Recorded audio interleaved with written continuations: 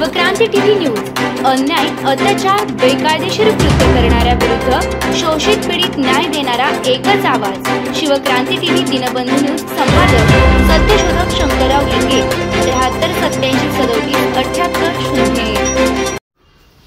नसीम महात या हुरहुन्नरी व अत्यंत कुशल संघटक होत्या। सांगली जिल्ह्यातील मुस्लिम व इतर महिलांमध्ये त्यांचा पूर्वीपासूनच वावर होता। ऑल इंडिया मुस्लिम ओबीसी ऑर्गनायझेशनमध्ये सामील झाल्यानंतर त्यांनी महिलांमधील संपर्काचा खुबीने उपयोग करण्यास सुरुवात केली। महिलांची आर्थिक स्थिती सुधारण्याकरिता सांगली जिल्ह्यात मुस्लिम महिलांचे 1000 पेक्षा जास्त बचत गट स्थापन केले। या माध्यमातून महिलांमध्ये ओबीसी चळवळ पोहोचली, महिलांना आर्थिक शिस्त लावली, शासनाचे विविध लाभ महिलांना मिळवून दिले। बचत गटाच्या माध्यमातून रोजगार निर्मिती होत असल्याने महिलांचा संघटनेवरील विश्वास वाढला। संघटना आतापर्यंत फक्त मेळावे, परिषदा, मोर्चा, आंदोलनं, धरणे, उपोषण आदी कार्यक्रम करत होती। नसीम महात यांनी महिला आघाडीच्या माध्यमातून रचनात्मक काम सुरू केलं। संघटनेत सामील झालेल्या महिलांच्या रोजगाराची चिंता केली, त्यांना रोजगार मिळवून देण्यासाठी सहाय्य केलं। बचत गटाच्या माध्यमातून नसीम महात यांनी शेकडो महिलांचे संसार उभे केले। यांचा संघटनेच्या कार्यालाही हातभार लागला।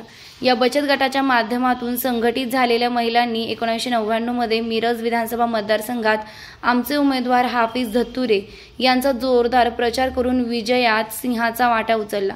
फक्त बचत गट स्थापन करून भागणार नव्हते, या महिलांना रोजगार द्यायचा तर त्यांना व्यवसाय प्रशिक्षण देणं गरजेचं होतं।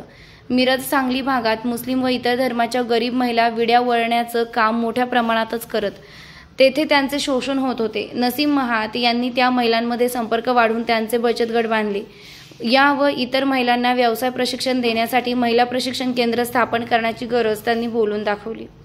आम्ही तत्कालीन मुख्यमंत्री विलासराव देशमुख यांची भेट घेऊन सांगली जिल्ह्यातील महिला चळवळीची माहिती दिली। महिला प्रशिक्षण केंद्राची संकल्पना देशमुख यांना पटली। त्यांनी प्रशिक्षण केंद्र मंजूर करण्यास संमती दिली। शासनाकडून प्रशिक्षण केंद्र मिळेल, पण जागा कुठून आणायची? आम्ही शासनाकडे जागेची मागणी केली। विलासराव देशमुख यांनी विशेष बाब म्हणून ऑल इंडिया मुस्लिम ओबीसी ऑर्गनायझेशनला महिला प्रशिक्षण केंद्रासाठी 2001 मध्ये मिरज येथे 22 गुंठे जागा दिली। हा निर्णय घेताना या जागेवर वापर कोणत्याही धार्मिक कामासाठी करता येणार नाही अशी अट घातली आहे। संघटनेने या जागेवर 14,000 चौरस फुटाचं बांधकाम करून ओबीसी भवन बांधले। त्यासाठी विलासराव देशमुख, सुशीलकुमार शिंदे, सुरेश कलमाडी, प्रफुल्ल पटेल यांनी त्यांचा आमदार खासदार निधी दिला। या जागेत सुरू झालेले महिला प्रशिक्षण केंद्र नसीम महात यांनी अत्यंत धडाडीनं चालवलं। हे केंद्र आजही सुरू असून शिलाई, विणकाम, मसाला, कुक्कुटपालन, ब्युटी पार्लर, शेळीपालन, दुग्धजन्य पदार्थ निर्मिती यांसह विविध व्यवसायांचं प्रशिक्षण दिलं जातं। प्रशिक्षणानंतर महात यांनी महिलांना यंत्र खरेदीसाठी 82 मंडळींना आर्थिक सहाय्य मिळवून दिलं। मुस्लिम महिलांचा कौटुंबिक प्रश्न सोडवण्यासाठी IPS अधिकारी श्रीदेवी गोयल यांनी कौटुंबिक समुपदेशन केंद्र चालविण्याची परवानगी दिली।